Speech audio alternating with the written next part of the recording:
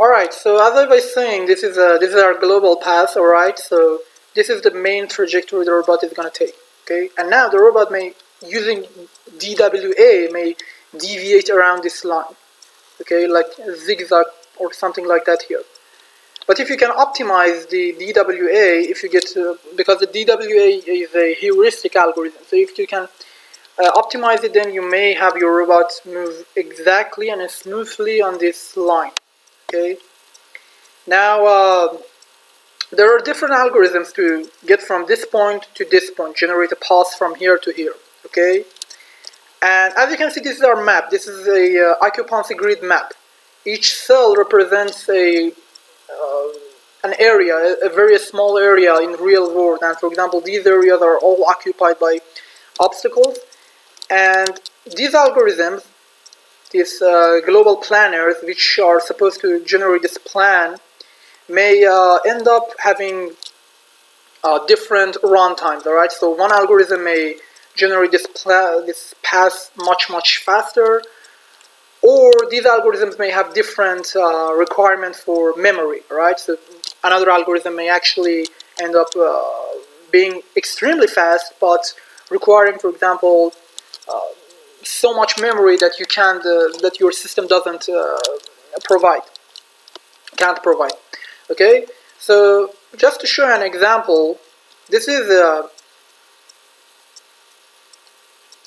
running this algorithm, this global path, by A star algorithm. All right, now this is the A star is a very famous algorithm for traversing graphs, traversing maps, creating paths from one side to another side. So as you can see, this algorithm has traversed all of these areas. All right, it has checked all these cells up to here to generate the path. Okay. Now these areas haven't been touched. Okay, these areas haven't been touched, meaning that the algorithm hasn't checked up on them. Now, if you go, for example, this is a better example. If we use A star on something like this, the algorithm goes here, all right? These cells have been checked by the algorithm, by the A star algorithm, to create the optimum path, to create the optimum plan. But if you use something like Digestra, this is another algorithm. This is another algorithm for generating paths on graphs.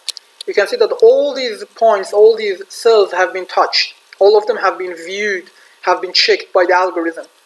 So what happens is that Digestra requires more memory, and at the same time it is slower compared to A star. Okay, so A star you could say that it outperforms Digestra in every aspect. Maybe the only downside is that the A star is more complex. Okay, but performance-wise, regarding the speed and the memory consumption, it always outperforms the Digestra in this case. Okay, so if you want to, for example, implement these algorithms, you can take these things into account. Now, you may be wondering, well, how are we going to have this occupancy grid? The WEROB doesn't provide that to us. Well, yes, that is your job. This is what you need to do. You need to read the sensor data, the data that's coming from the robot, the simulator, and then based on this data, you need to create this data structure. You need, for example, the robot comes here, okay, and then it detects an obstacle here. Now, you need to save these coordinates for this obstacle. So, if, for example, after 5 minutes, the robot comes back to the same point, it already knows beforehand that there is an obstacle here, alright? And we're gonna just, for demonstration purposes, we're gonna just show you how we can actually do that in the code once we get there. And there is also a small article by Ku Zheng. Yeah, I hope I pronounced that right.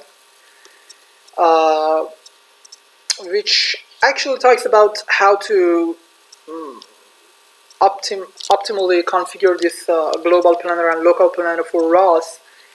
It's not going to be very useful for us, but there is just some beautiful intuition here.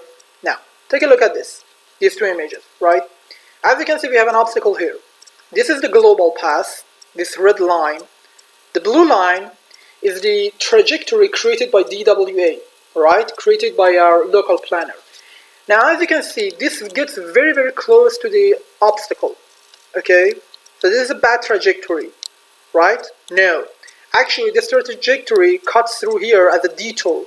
So if the robot moves alongside this blue trajectory, it ends up being faster and reaching its destination in less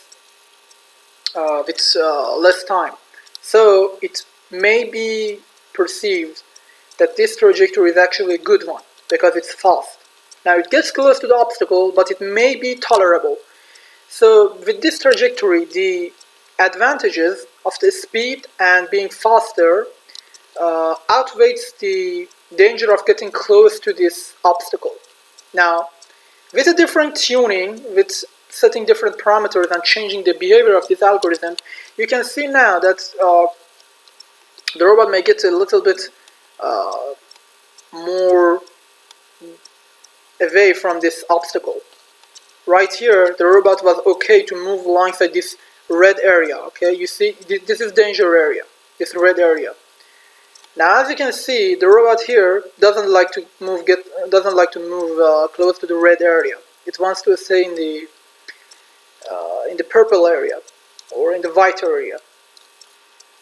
So that's actually the main point of this global and local planner and this occupancy grid and having all of these obstacles and whatnot stored in a data structure, so they can give you better performance. This robot may actually outperform, this robot on the left may actually end up outperforming the robot on the right because it's faster. It takes more risks.